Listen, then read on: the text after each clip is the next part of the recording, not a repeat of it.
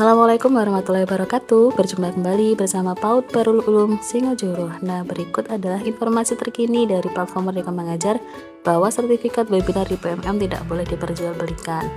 Nah, berikut adalah hal-hal yang perlu dilakukan dan dihindari ketika melakukan webinar komunitas belajar di platform Merdeka Mengajar. Nah, perlu Bapak Ibu ketahui melalui mono komunitas di PMM, komunitas belajar antar sekolah maupun dalam sekolah dapat berjejaring, menambah anggota, dan mempublikasikan webinar untuk berbagi praktik baik. Namun, tahukah Bapak Ibu apa saja hal yang perlu dilakukan dan dihindari saat mengadakan dan mengikuti webinar di PMM? Mari kita simak daftarnya berikut ini. Nah, yang perlu dilakukan yaitu agendakan webinar di PMM paling lambat 3x24 jam sebelum acara. Kemudian tuliskan hal penting yang perlu diketahui peserta pada kolom deskripsi dengan jelas seperti ketersediaan sertifikat.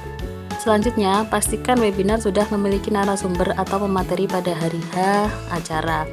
Lalu berikan informasi pembatalan webinar pada kolom deskripsi jika harus dibatalkan.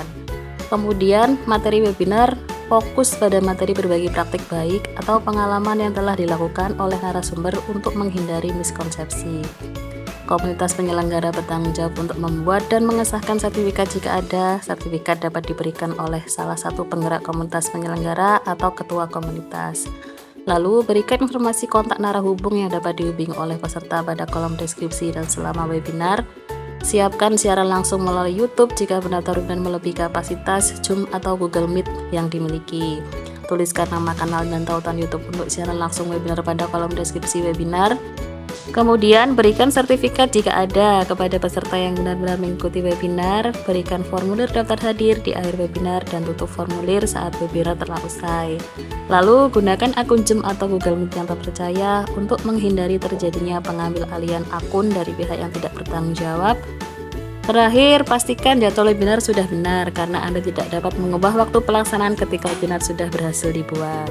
Kemudian hal apa saja yang perlu Bapak Ibu hindari ketika melakukan webinar? Yang pertama yaitu membuat ketentuan mengikuti webinar di luar informasi pada kolom deskripsi, mengenakan biaya ke peserta untuk mengadakan webinar, kemudian mempublikasikan webinar namun tidak ada kegiatan saat hari acara, membuat syarat yang mempersulit peserta mengikuti webinar, lalu mempublikasikan kegiatan komunitas belajar yang diadakan secara luring bukan daring, mengadakan webinar pada waktu non-produktif misalkan pukul 10 malam ke atas.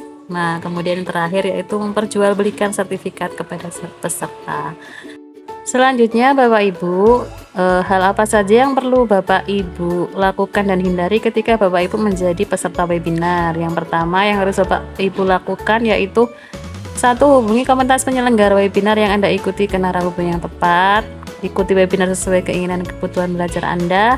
Cek deskripsi webinar dengan baik untuk memastikan kredibilitas webinar. Kemudian jika menemukan webinar di PMM yang mencurigakan atau merugikan, silakan lapor ke pusat bantuan di PMM. Nah, hal-hal yang harus dihindari Bapak Ibu yaitu 1. Mengikuti webinar pada waktu yang tidak wajar, misalnya pada pukul 10 malam ke atas. Kemudian melakukan transaksi atau pembayaran terkait webinar yang dipublikasikan di PMM. Jadi seperti itu Bapak dan Ibu, hal-hal yang perlu Bapak Ibu lakukan dan Bapak Ibu hindari ketika Bapak Ibu menjadi komunitas penyelenggara dan juga peserta webinar pada platform Merdeka Mengajar. Nah, terima kasih. Wassalamualaikum warahmatullahi wabarakatuh.